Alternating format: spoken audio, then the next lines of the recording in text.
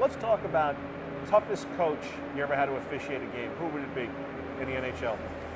Who gave you the most problems? Who was in your ear all the time? Well, Glenn Sonmore, right from that very first game, I mean, in Colorado, we had some difficulties, and he was always yelling at me. He was a fiery guy.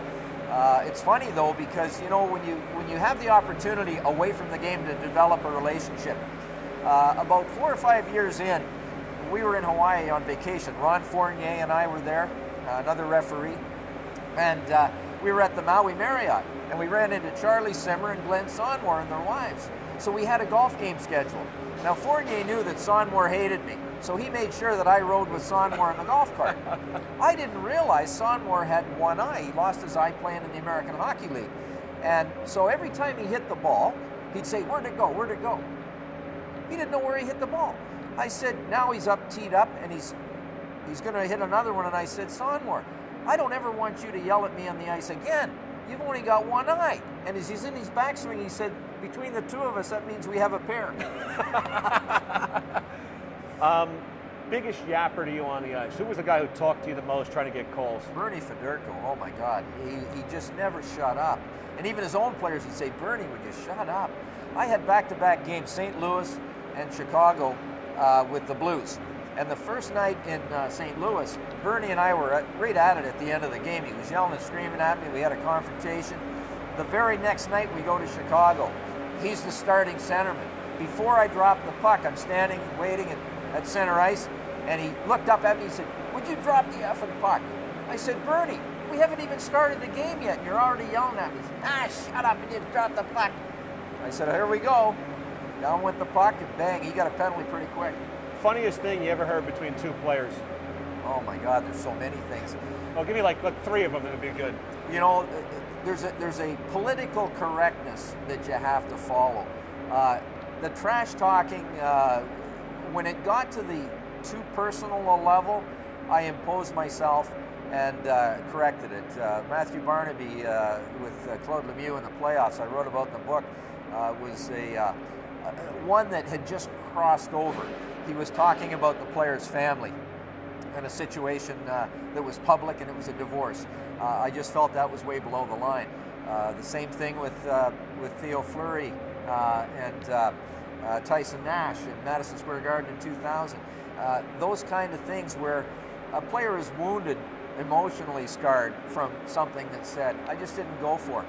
But there were so many things that now would not be politically correct that were tolerated. It could be a sexual comment, it could be an ethnic situation, and you just had to make sure as a referee that you stayed above the line and not allow the players to go too below the line. Did you ever take the temperature of the game by talking to like a goalie or saying, yeah. What do you think? That ever happened to you? Billy Smith. I wanted to set the table. When I first came into the league, Billy Smith had the reputation that, boy, he was a guy that would whack players with his stick. He kept his crease clean. So I went to Billy Smith in one of the very first games I had him, and I said, "Listen, Bill," I said, "my name's Kerry Fraser, I'm a new referee in the league," and I said, "I want you to know that if anybody touches you in your crease, I'm going to give them a penalty for goalie interference." He said, "That's good, kid, I appreciate that." I said, "Now, on the other hand, if you touch somebody with your stick, I'm going to be very quick to penalize you." He said, "Kid, if I touch somebody with my stick, you won't have to worry about giving me a penalty because everybody in the building's going to know it." Toughest building to officiate in? Well, you know, Quebec City for me, after I disallowed a goal in 1987 in the Battle of Quebec, Montreal, Quebec, Michel Bergeron was coaching the Quebec Nordiques, and Le Petit Tigre was really an emotional guy. So anytime I went back to Quebec City after that disallowed goal, Alain Côté's disallowed goal, they were wild. The Hartford Whalers with Emile Francis as the general manager were playing there, and I could go in the Hall of Fame as a builder because on this particular night, the Nordiques were not playing very well. They were, really a fallen team at that point, and the Whalers were putting it to them pretty good. The fans were jovial. They grabbed toilet paper rolls in the second deck and they would throw them out and hold on to the end and roll out on the ice. People would laugh. All of a sudden, the crowd turned riotous.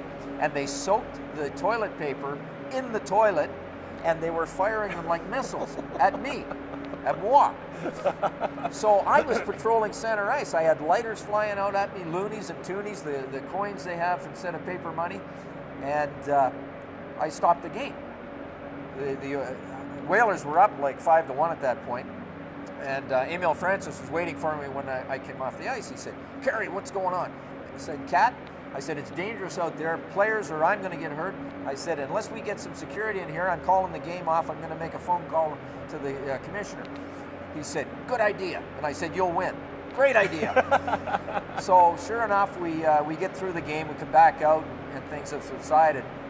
I still patrolled center ice to finish it, so I couldn't get hit from either sideline. But after the game, I filled a report with Brian O'Neill. The next day, they changed the toilet paper rolls in Le Coliseum to the single wipe. So there was an advantage there. And the hot dogs were great up there. Oh, the Shen Showed were the best. Your greatest moment officiating? You know, in all of the games I did in the Olympics and the international stuff, the World Cup, I go back to the game in Fenway Park, the Winter Classic in my final season. To go back into the open air, it was like being a kid back in Canada, growing up in the outdoor rinks, feeling the energy, into that historic ballpark, Fenway Park, and walking through the tunnel and knowing that Ted Williams, Stan Musial, Carlton Fisk, Babe Ruth, Garrick, all these guys had walked through that tunnel that I was walking to get to home plate. And as I came up out of the dugout, and the open air, and the lights were on, and the green monster to the left, and the fans erupted seeing the officials, knowing that the players were soon to follow.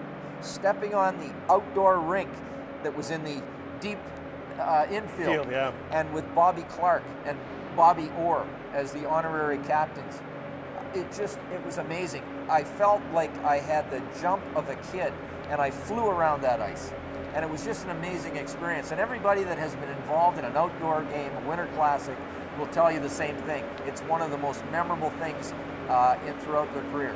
Talk about your last game in Philadelphia. I mean, emotional time for you? It was, but what a script. I mean, it was the most meaningful game of the season. The Rangers and the Flyers tied for that last playoff spot that season. Whoever won went in the playoffs, and whoever left was going golfing or lost. That game ended up in a shootout. Lundqvist made 48 saves. He was amazing. It looked like in the overtime, they were ragging the puck, the Rangers, playing for the shootout, stacking Lundqvist against Brian Boucher. Pretty easy bet. But you know what? Boucher stood tall to the challenge, and the Flyers won the game in the last shootout and went on to the Stanley Cup final against Chicago. Best player you ever saw play the game? Gretzky. I can't say how much better he made his teammates. It just was amazing. Mario Lemieux was such a gifted, skilled guy, big guy. He had soft hands, tremendous reach. He was an amazing player as well. But I saw Gretzky do so many things creatively with vision, and also enforced and made his players better. He was really a leader on that ice that people don't often recognize. I saw him challenge his guys at stoppages that had their minds elsewhere. He would yell at them, get them focused. He demanded so much of himself, but he demanded so much more from everybody else as well. Back after this with Kerry Fraser on the Power Play break.